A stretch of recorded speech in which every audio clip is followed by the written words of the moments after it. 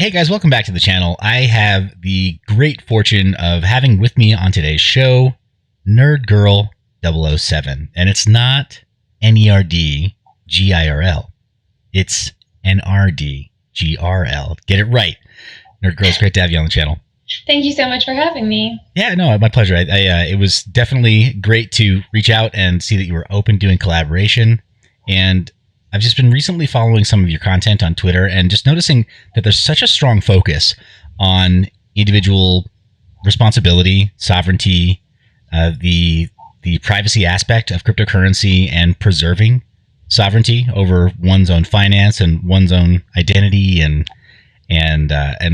data privacy. That I realized, okay, we probably have a lot more in common than I'd ever noticed before. And I really wanted to reach out and chat about that. And I think another thing that kind of caught my attention was that you brought up two characters, right? You brought up to and a in the same sentence. I thought, okay, well, we're not talking about that enough in the cryptocurrency scene. And I'm very surprised by that. I think more people should be talking about the overlap and the crossover between what is normally considered the cause of cryptocurrency and how blockchain helps the individual, and then preserving the individual's rights. And I saw you champion that on Twitter. And that really, you caught my attention with that. Thanks. So I think that that's really important issue, and it's something that I really probably wasn't paying enough attention to before I went to Acapulco in February. And then when I was there, I was like, oh my gosh, I've been focusing all on cryptocurrency for the last year and a half without really even thinking about how important the larger socioeconomic climate that this all plays into is. And then, I started working with, a news team that focuses on social, political, and economic issues at large. And that really, that really changed everything for me again. It made me feel like I felt when I first got into cryptocurrency, which was really excited. And that's the first time that I felt like that in a long time. So I'm happy. That's awesome. I've got to ask, so having gone to Acapulco and then some other trade shows, I imagine, this last year, have you run into Ragnarly from the Guns and Bitcoin podcast at all? No, I haven't. Okay. Have you seen any of Ragnarly's work or the Guns and Bitcoin podcast? No, I haven't heard of it. No. Okay. I get the sense that you'll really enjoy it. So okay. I'll make sure that I leave a link in the description of or show notes of this show, and then that I forward that link to you when we finish up here. But to your point, talking about seeing something within the space and then having sort of that fire, that passion for individual rights, right, and individual liberties reignited. I kind of felt the same way when I saw his podcast and was like, all right, this guy gets it too. I think that there's this tribe that's being built within cryptocurrency and blockchain technology that isn't just about tracking digital assets and creating tokenized assets or whatever, creating the next voter ID on blockchain, but saying no, it goes a lot deeper than that. If it needs to be personal, and then protecting the rights of the individual. So that's awesome. A little bit of background on you. You mentioned about the last year and a half that you've been involved in the space. How did you get your start? So a year. I mean, I've been invested in cryptocurrency beyond a year and a half, but about a year and a half ago is when I stopped working my other job and just started working full-time in crypto. I started a blog, and then I applied for a freelance journalist position with CCN, and then I was with CCN for 6 months or 9 months or something like that, until the summer, and then I kind of started doing my own thing. Got it. Okay.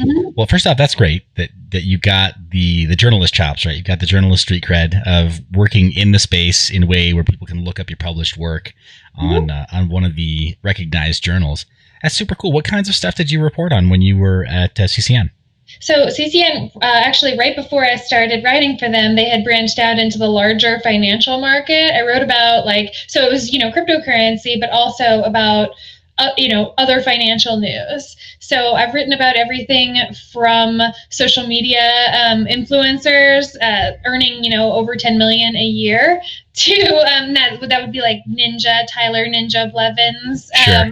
So I think that was my first article. And then, I did everything from, I've interviewed some of the biggest names in this space and written about it. I don't know, I've written about a lot of different things, just kind of whatever worked. And you know what, like, I think that the thing that truthfully, the thing that I do the best is put cryptocurrency into, I don't know, this is a strange way of explaining it, but put it into like a woman's terms. So I think the most popular piece that I wrote when I worked for CCN was how to get your girlfriend interested in cryptocurrency. How did that do? What were the metrics like on that? Really well. Mm-hmm. That's great.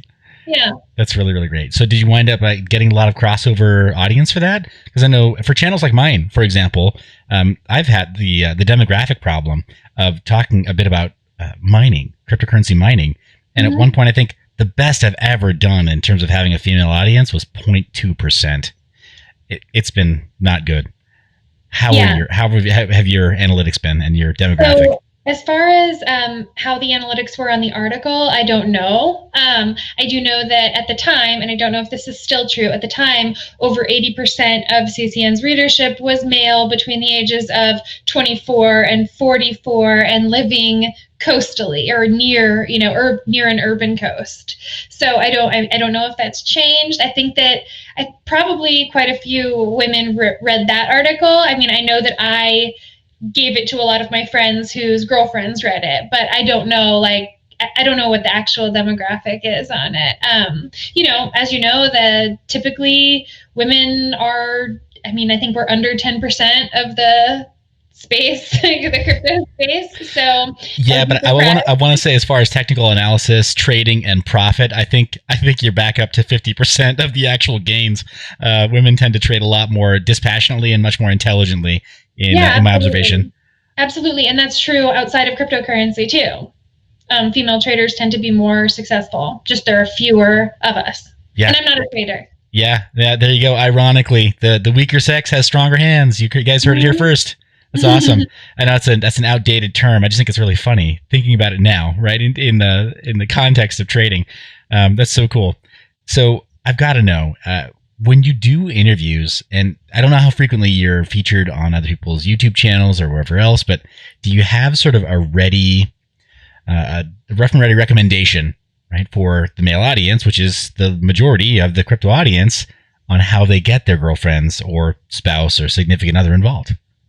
Yeah. So, for what I would say is important is that unless your girlfriend is really interested in finance and technology and already somehow involved or really already interested in libertarian values and ideals, it's to not start with Bitcoin. It's to start with something that has more of a focus on the importance of community. So when I got involved with cryptocurrency, the first thing that I was drawn to was Ethereum. Okay. Got it. Mm-hmm. So then any altcoin that has a strong community. It's funny you mentioned that. Something that has hit my radar. I've been spoken to this project a couple times and interviewed some of their community ambassadors a couple times, but I'm always impressed with the community that PivX has been able to build, because they're particularly strong in Central and South America, that I noticed, and then parts of Eastern Europe, but their demographic is not as male-dominated as other crypto communities. And I don't know how they pulled it off, frankly. Huh, that's interesting. I'll have to look into that. No, I think looking at projects also that focus on things that are blockchain or crypto for social good is kind of important. I think something that can be useful in selling women on the idea of cryptocurrency. Like for me, yes, the potential to make financial return and gain independence, that was something that absolutely I saw, but I think the thing that really sold me was the idea that life would be better for people because of cryptocurrency. There are programs these tokens are exchanged for food, and I think one of the things that I was really interested in was the United Nations was, looking at, blockchain for distributing food ledgers and food to people in, underdeveloped nations. And I was like, oh, cool. This is going to be used to improve the lives of people. And so it's not just me investing my money to get rich. It's like me investing my money to get rich and also help other people at the same time. And that was really like, because I was really terrified of Bitcoin, cryptocurrency, blockchain for that first 6 months. I was like, no, that's bad. Okay, Yeah. so it sounds like there was not enough of a cause basis then for you moving in, or enough of a maybe enough of an emphasis and focus on humanity then. Right. Initially. Yeah. And when I started to see that, that's when I started to be able to get my mind around getting involved. Awesome. Okay, that's great. Great. Thank you for sharing that. I really appreciate that. Sure. Yeah. So, as far as self-publishing, I mean, you have your blog now, and I think I want to say I visited it. We'll put a link in the show notes here. Okay. But, what have you seen is performing well on your current blog since you've struck out solo? Well, I don't have a huge audience. So what I've really noticed is that people don't like to read. So I started, transition to videos. And the thing that obviously gets the most views are the interviews with the people who have already huge followings. So the thing that has the most, by far, just like blown everything else away is my interview with Craig Wright. Yeah, right. Well, I mean, Craig Wright he's a controversial character too. It's a yes. Gosh, what is it? Is it why am I not thinking of his name? Scott Galloway. So he does the used to do the show Winners and Losers, but he's got this great quote that enragement is engagement, and I think a lot of folks are really upset by Craig Wright. And then others are just intrigued because they see the controversy surrounding his claim to being Satoshi.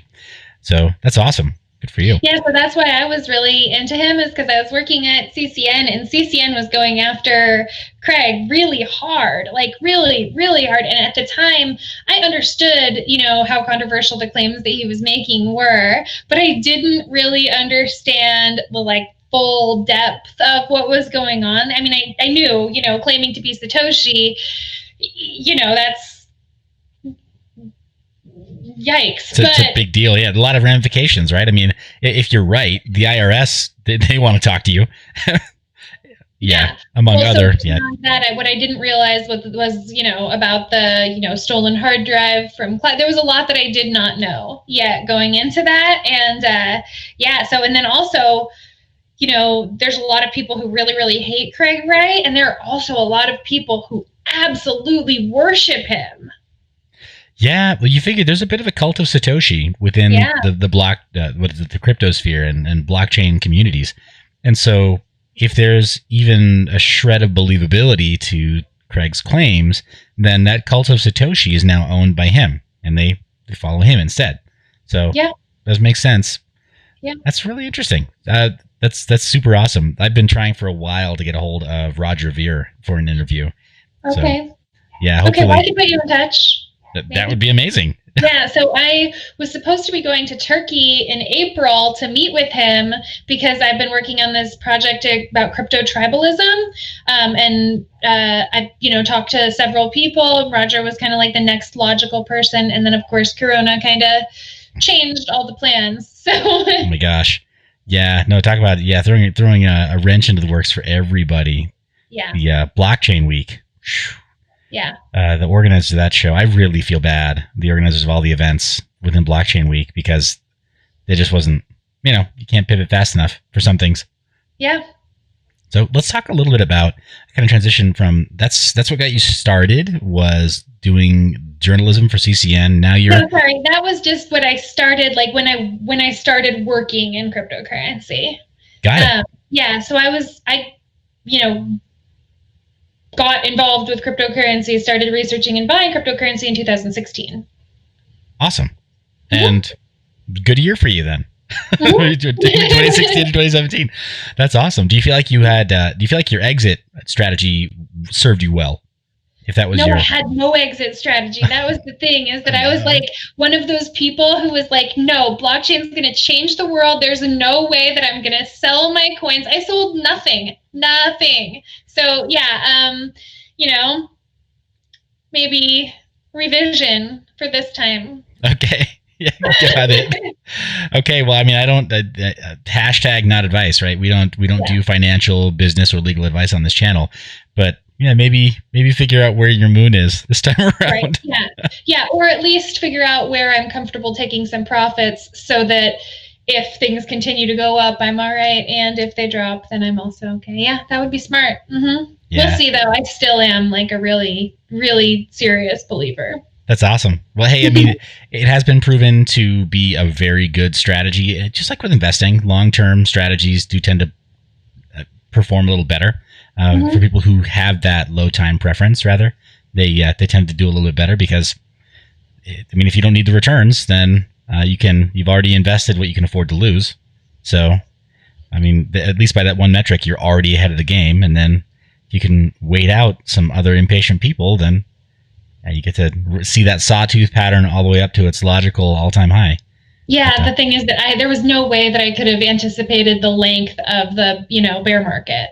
Oh my gosh, yeah, no one. I think a lot of people have been guessing, right? Because nobody knows for sure. Guessing that we'd see maybe a year to 18 months, and I don't think it's ever that tidy. No. Yeah, there's no way that I would have anticipated that it would be that long, but yeah. Well, you haven't lost anything yet. It sounds like if you were buying in 2016, you're not upside down. That's awesome. I'm not upside down. That does make me, ahead of many people who are involved right now, and I'm grateful for my entry point. Mm-hmm. Yeah, a lot of the mining content creators, like me, we were attracted to cryptocurrency mining in 2016 in some cases, but largely 2017 into 2018, because GPU mining was accessible. Right? It was accessible and made financial sense to people who weren't just true believers. There were several people who maybe had already been aware of it because, frankly, if you worked in IT prior to that point, you'd been hearing about blockchain and cryptocurrency for a long time. Many of us had our first social or cultural exposure to cryptocurrencies in 2011, 2012, 2013. But then a lot of us who are doing the content creation and the GPU mining scene, frankly, we are laggards. We didn't really get involved until later on. So, so it's funny. There are a lot of crypto miners. Not me, thankfully. My bags are okay. But there are a lot of crypto miners who I know. They won't ever publicly say it, but a lot of them bought at the top and then tried to mine their way from the bottom. Yeah. And there's still some upside down. Yeah. At any rate, let's talk about good news. Let's talk about happier stuff. There are a lot of casualties in cryptocurrency, so could do. What is it? There's I think there's a podcast dedicated just to that, but we'll let them talk about it. Yeah. In the meantime, I'm curious, what is your stance on proof of stake versus proof of work? From where you're sitting, do you see an appreciable difference for the end user? Do you think that it's easy to explain why one is important or what the benefits of each are? I don't think that, from an end user standpoint, I don't think that anybody cares or needs to know. The only real benefit that I can see to explaining proof of stake versus proof of work is that your proof of stake coins can be used to gain more coins without you having to do any work. So from my perspective, I've always been more attracted to proof of stake coins. I don't have anything against proof of work coins. I don't, I was never a miner. I never had the equipment or, the knowledge set to do that. And proof of stake made sense to me. As far as decentralization is concerned, though, I think, a lot of people will argue that proof of work coins tend to be more decentralized. That's probably true. True. Though, having spoken to a lot of hardware manufacturers and then spoken to various experts in the field of proof of work coins, since pooled mining became a reality in 2010, 2011, and when it went mainstream between 2012 and now, mining pools, they re-centralize all the hash rate anyway. So there are some very serious security considerations there when it comes to securing the network, where you figure if the weakest link is a pooled mining server, because everybody is running their hash rate through that mining pool, then there could be third parties, there could be bad actors, right, or bad faith actors that are able to intercept hash rate that way and then control a network in that way. So, I don't know. It seems like there have been a lot of compromises over the last 8 years or so. So, yeah, I think definitely. That's definitely been the case. So many things that started as decentralized are extremely centralized now, for sure. Yeah. Yeah, that's awesome. So the reason I ask, a lot of my channel is built on proof of work. So people are going to be watching this interview and saying, like, Seth, why are you interviewing this girl? Does she like design micro data centers? Does she have a design for like what is it, single phase liquid immersion cooling? No, I don't. Yeah. No, I did design this shirt. That's awesome. Yeah, no, it's okay. I think cryptocurrency is better when we don't all try to become Satoshi, right? And all try to invent the next iteration of blockchain technology. Right. It's better if we also what is it? There's race car mechanics and race car drivers. It's okay if you want to be a race car driver. It's fine. Yeah, I really just try to write about it in terms that I think that, people who maybe come from a less technical background, like me, will understand. So like I've written a Dumb Blonde's Guide to Blockchain Technology, and that's rad. And things like how to get your girlfriend interested in cryptocurrency and stuff like that. Like just trying to add a human element. I've also profiled some of the major figures in crypto, and I did like a Myers-Briggs on 16 crypto figures. Okay, that's cool. Yeah. Yeah. Okay. So I apologize. I probably should have done a little bit more homework, but that's really compelling, actually. Thanks. Yeah, I think it was a really interesting piece, and actually got it right quite a bit. I've talked to several of the people since I wrote it, because before, when I wrote it, I really had never talked to anybody, and I just kind of profiled them based on interviews that they'd given from other people or anecdotal stories or their tweets. And then, so I've talked to like 4 of them and had them, take the 16 personalities test and have gotten 4 correct. So that is not bad at all. Yeah. So yeah, hopefully you'll get results from the remaining people on the list, and validate some of those assumptions. Then you can, who knows, maybe you can work with Chainalysis. Say, look, not only do you know like what's happening on the blockchain, now you can know who all these actors are. Well, it's actually been so helpful that I profiled a lot of people before I interviewed them, because I knew exactly where to push the buttons, Oh, that is brilliant. So that's so cool. Yeah. I've got to admit, I've got a tremendous amount of respect for what you've done there. I think it's super important to have just a bit more, just better journalism, right? So better journalism within cryptocurrency, especially. There have been so many. Maybe I'm used to some of the controversial stuff where wild allegations are thrown out, and especially conspiracy theories, allegations of conspiracy within some of the journals and the blogs, and it makes it really toxic. It can be really hard sometimes to want to engage with the cryptosphere because of some of the toxicity that comes from some of the weird stuff that comes out of left field, right? Saying such and such company is evil. You should go buy something from this company, and they have the exact same roadmap and the exact same mission or vision statement as the other one. Right, exactly. That was something that's kind of what started the crypto tribalism project, was just, working for CCN, just seeing exactly how sort of insane it was, where one company's, argument against another company was identically mirroring that company's argument against them. Or really, what really is crazy to me is the way that people sort of rally behind these like leaders, right? And like what is supposed to be a movement that's largely about decentralization, yet like because, BSV people support the idea that Craig Wright is Satoshi, like, they can't get along with people who prefer BTC or BCH or, whatever else. And that's just insane to me. Like, those are leader problems, not people problems, right? Yeah.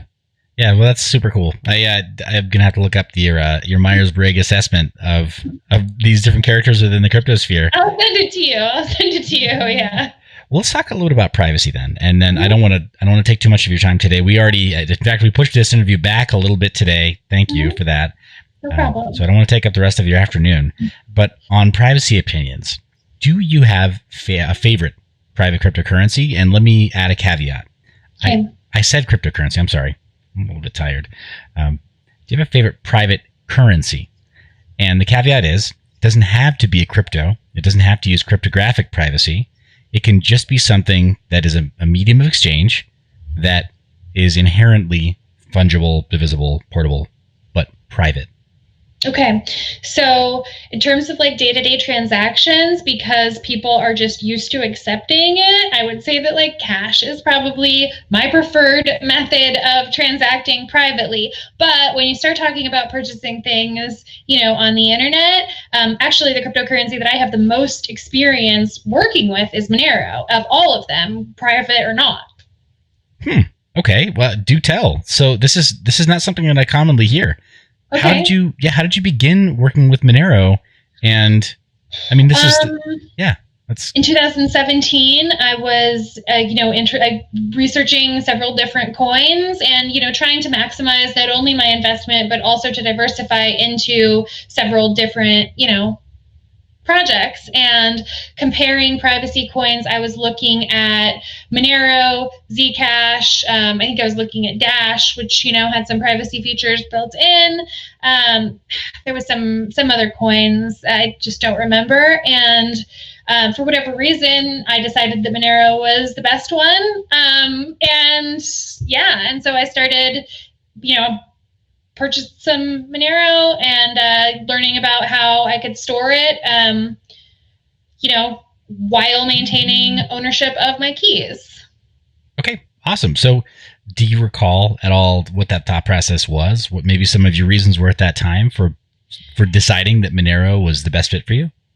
Probably just that the most other people who I was reading at the time argued that it was. I mean, really, like that's probably what it was. But there were, tables and graphs, and I think I went back and forth a few times between Zcash and Monero, and then I, thought like with Ethereum adding ZK Snarks, will we even need a privacy coin like Monero? But then I was like, what if it just doesn't work? And yeah, we still need the privacy coin.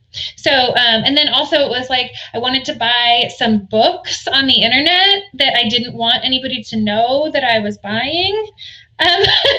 So like, weird conspiracy theory books that like get your name put on some kind of list. Holy but cow. I was like, no, I don't need anybody knowing that I bought, whatever. I'm not going to say.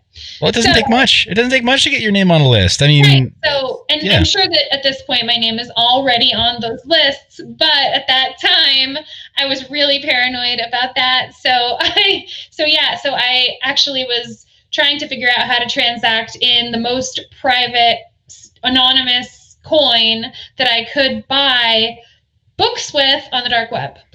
Okay, awesome. So that's great. And you know what's funny?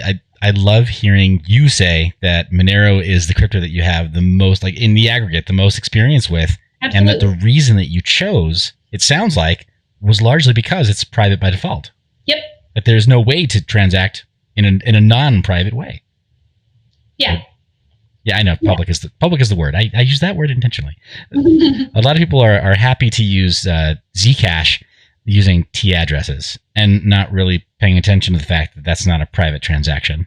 Right. Yeah. There were all these tables, explaining why. And it was so consistent across the board that I felt really comfortable with my choice.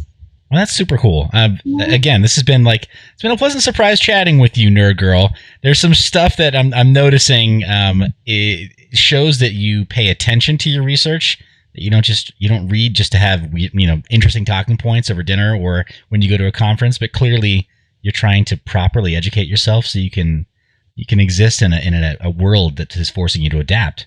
Good for you. Well, and then also that Monero has this community behind it, this really strong community. In fact, there are even like Monero maximalists, which, generally speaking, I don't I'm not a maximalist. I don't like maximalism, but the fact that there's a community that's that strong behind it indicates that, there's something there, I don't know. I like to look for communities where there are hodlers of last regard.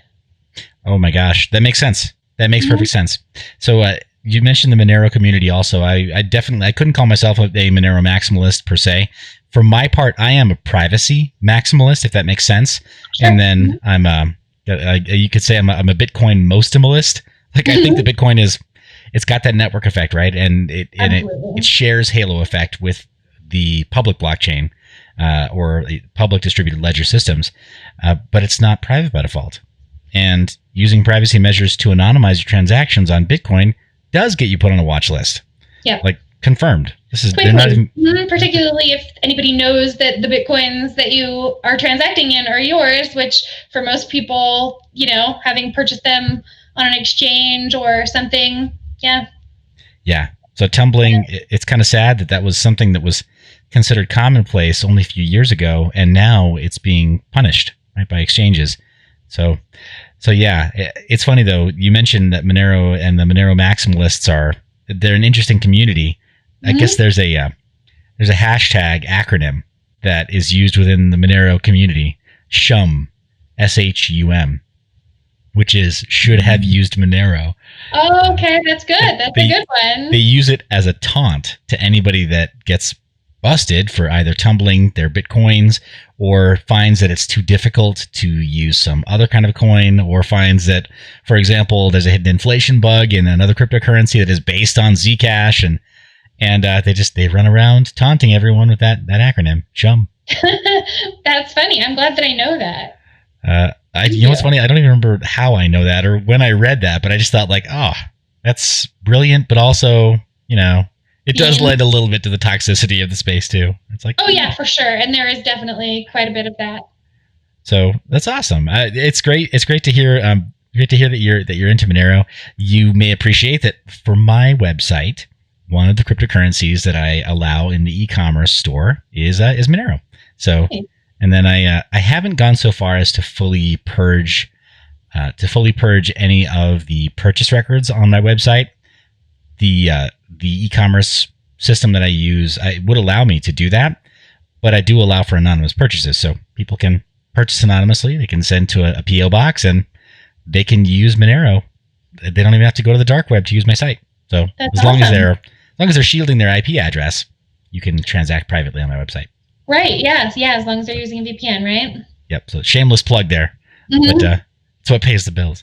So let's talk a little bit about. You mentioned a favorite private currency. You mentioned Cash, top of the list for you, because because everybody accepts it. Like I don't have to go set up a Monero wallet for paying my neighbor. Whatever. Like because so my neighbor and I share internet. Okay.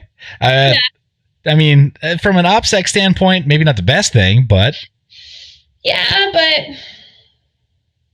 it works. Sure. No, I get it. You can make that work, especially now. I've got to know who is the admin of your internet, of your router.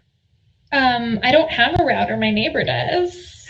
Got it. Okay, so you're on their network. Yeah, so I just pay her. Got it. Yeah. Oh my gosh. And so I don't have to set up a Monero wallet for her to transact privately. Like I just give her money.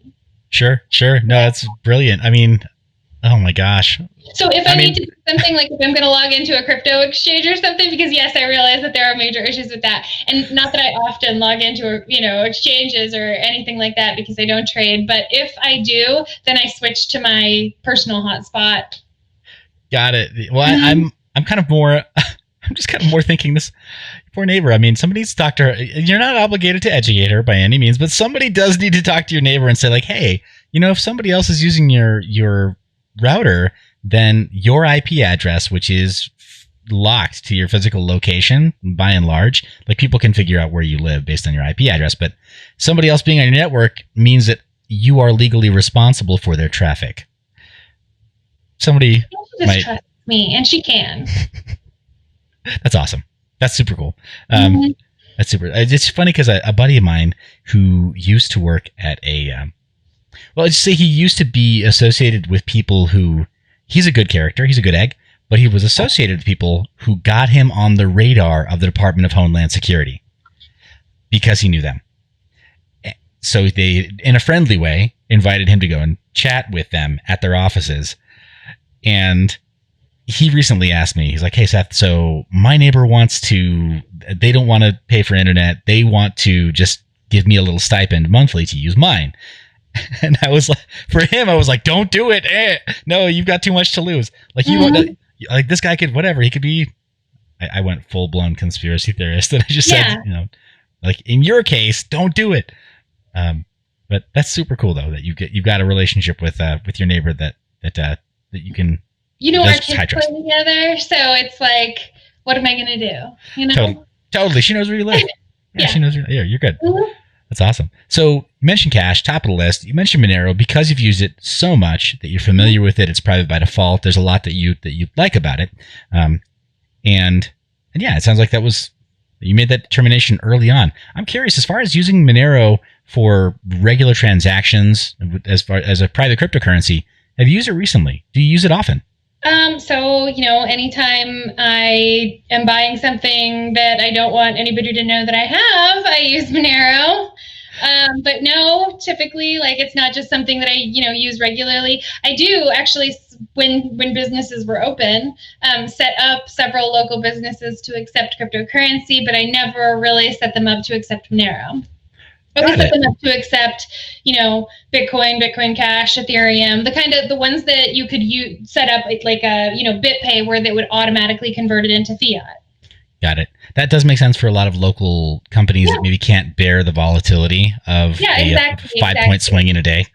Yeah, well, I mean, if it's the difference between this transaction going down by 50% in a week, and that could make the difference in you making your rent or your mortgage, or being able to buy, pay your employees or whatever, then I have taken a lot of flack for setting businesses up to convert to fiat, but that has to be at least an improvement on not accepting cryptocurrency at all. Yeah, no, totally. Well, so here's the thing. I find that interesting that you take flack for that, because I don't know. I think that comes from a place of ignorance or insecurity on the part of maximalists. I don't get that at all. Maybe it's because I have friends that run brick and mortar stores, or maybe I just am paying enough attention to the world around me to see that brick and mortar commerce, like people that actually have to go and pay rent, like you mentioned, or keep the lights on. Maybe it's become more real lately, especially with the COVID-19 lockdowns. You see folks that can barely afford to run the utilities of their businesses, or being not being allowed to invoke force majeure clauses from within their rental contracts, which is just crazy to me. All kinds of really insane financial duress that these businesses are under. It's not even the worst we're going to see. Yeah. Well, hopefully we're all positioning ourselves to not suffer too badly, but I agree with you there. Most of us within cryptocurrency are going to be okay. You're right. Millionaires in your lifetime. You didn't. Yeah. I mean, hashtag not advice. Yeah. Mm-hmm. Right. Mm-hmm. That's super. Well, I agree with you. I do. I very much believe in the direction of most blockchain technologies and cryptocurrencies that are well thought out in particular. But let's talk a little bit about privacy wallets. Have you used any kind of anonymizing wallet or tumbling wallet, say Samurai or Wasabi or anything like that, to maintain anonymity with cryptocurrencies that weren't private?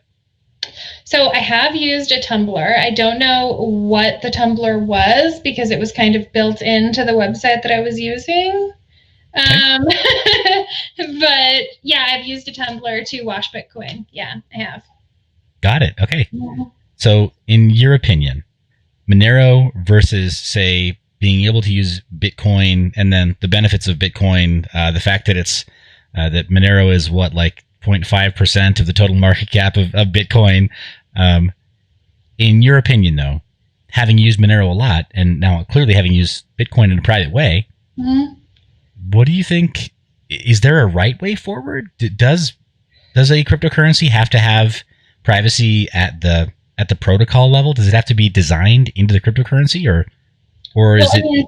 I think that Monero is a lot safer to use as a privacy coin, because privacy is not just a feature, but like the default, right? So like if you're trying to transact anonymously, and because a tumbler, it takes takes up some of your Bitcoin. It costs something to tumble it. So, for me, it would just makes more sense to use a privacy coin. Got it. Okay. That's awesome.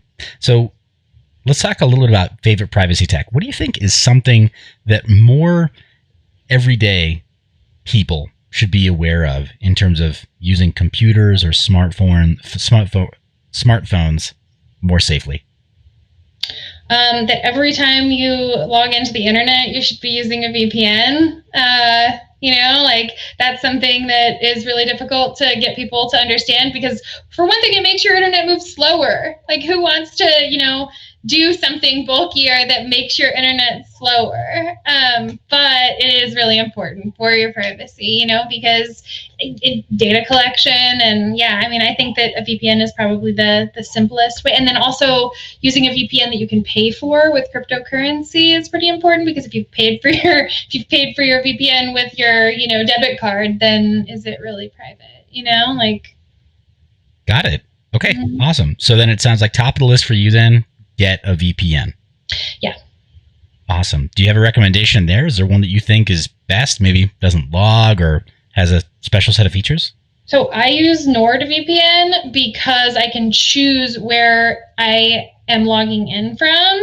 And I started using Nord in 2016 or 17 when I wanted to participate in ICOs that you couldn't be a U.S. citizen for. And that was before ICOs. ICOs started making you show proof of your identity. So early 2017, before all of the rules were in place. Obviously there were still some, because they were excluding U.S. citizens, and if you logged in from a U.S. address, then you couldn't do it. But they didn't make you present your passport, before you could purchase the coins. That's all changed now. Yeah. Well, yeah. Oh my gosh. It's that's really why I chose Nord, because I wanted to be able to choose which country I was in, because there are other countries that had the similar restrictions. Got it. Okay. Very, very cool. And as far as any additional privacy considerations or additional privacy tools, before we set up our interview, you mentioned that you use Brave browser. Is that something you do for privacy concerns, or? Yeah, and also because I just want to support the ecosystem. I like to use Brave because you get the BAT rewards. That's cool. A more private browsing experience. I use DuckDuckGo instead of Google for the same reason.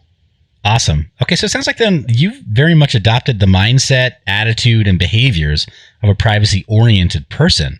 You're not waiting necessarily for some magic bullet to offer you privacy. You're out there actively looking for technologies and tools and services that will keep you private.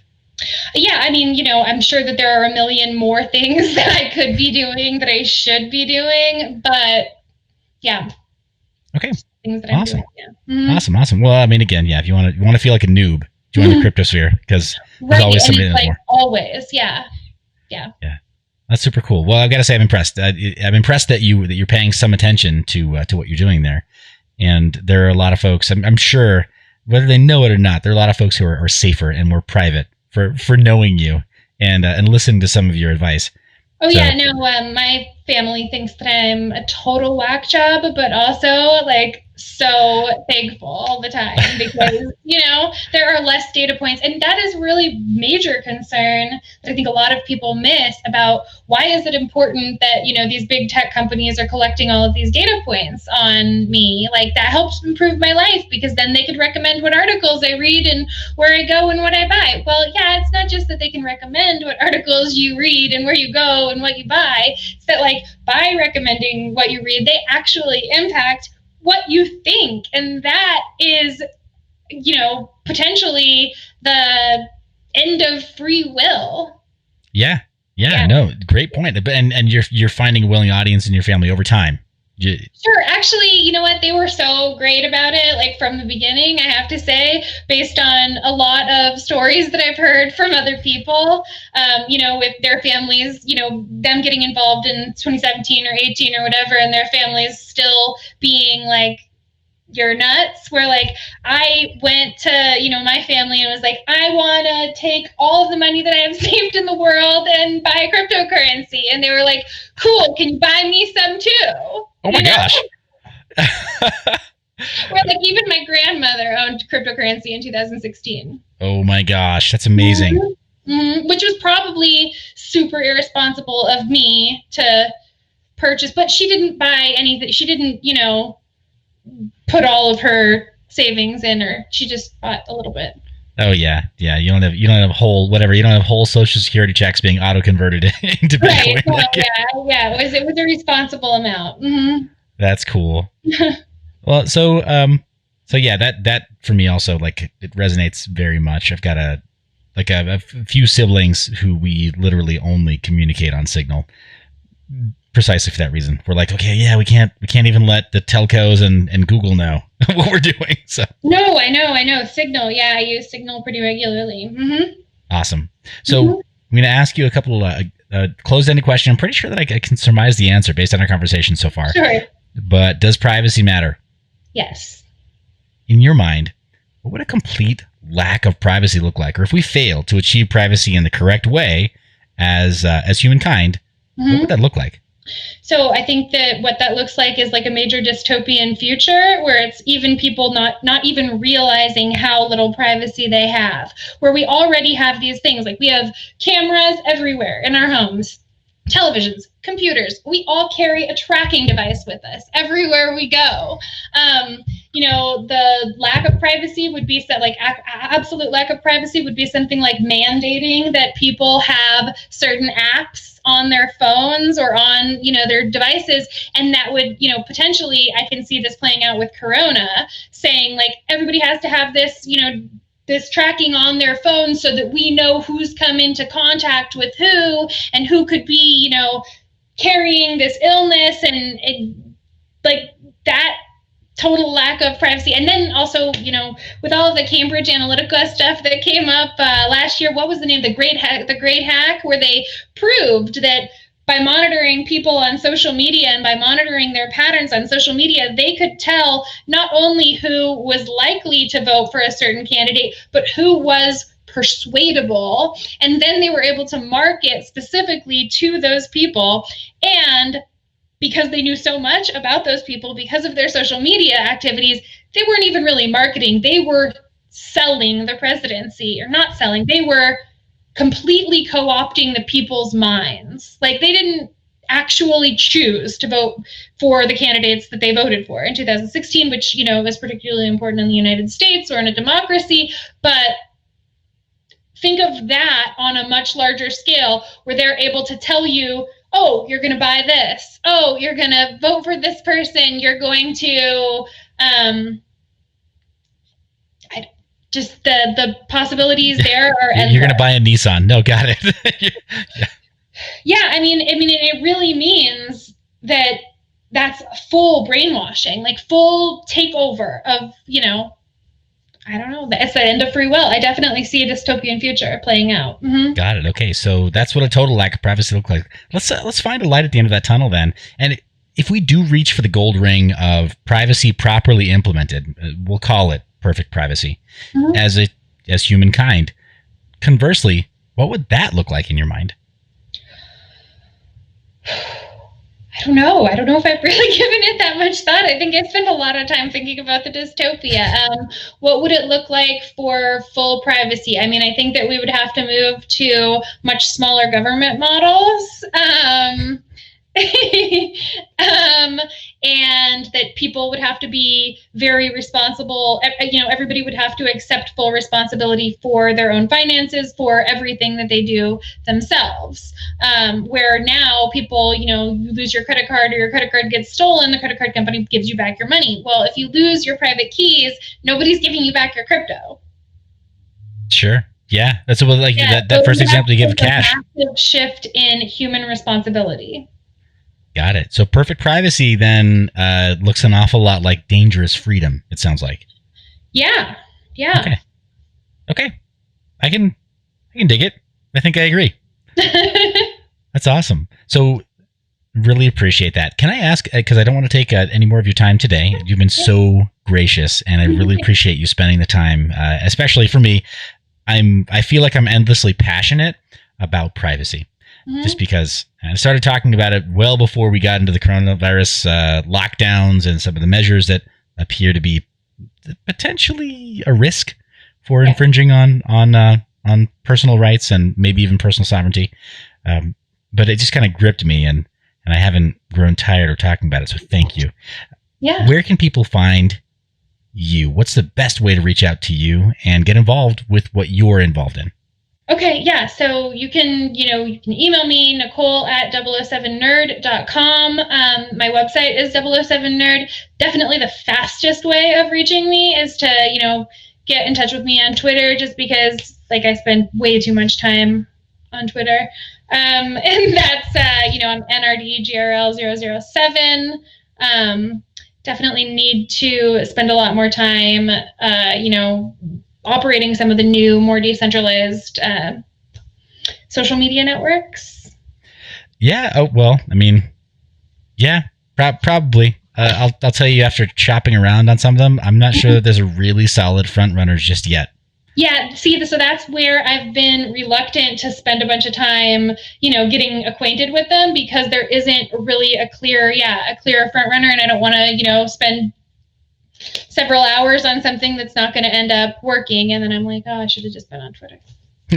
Yeah, right. Well, surely whoever the front runner is, they'll come up with an acronym like Monero has, and should have used. I don't know what it's going to be, right? Yeah. Yeah. So, really appreciate your time. Really appreciate you spending the time. Guys, when you have an opportunity, click those links. Wait a second. You have an opportunity right now. Go check out Nicole's site and reach out to her directly on Twitter and show some love. Got to ask, you're not a project. You're not operating a project, but you do have some social media outlets, and I know that you occasionally will do some work within the space for bounties. And so I still need to ask, for transparency's sake, did I ask for or receive any kind of shared bounty in exchange for setting up this interview? No. We were talking about the two-way video that I made, and that's kind of how this came to be. Yeah.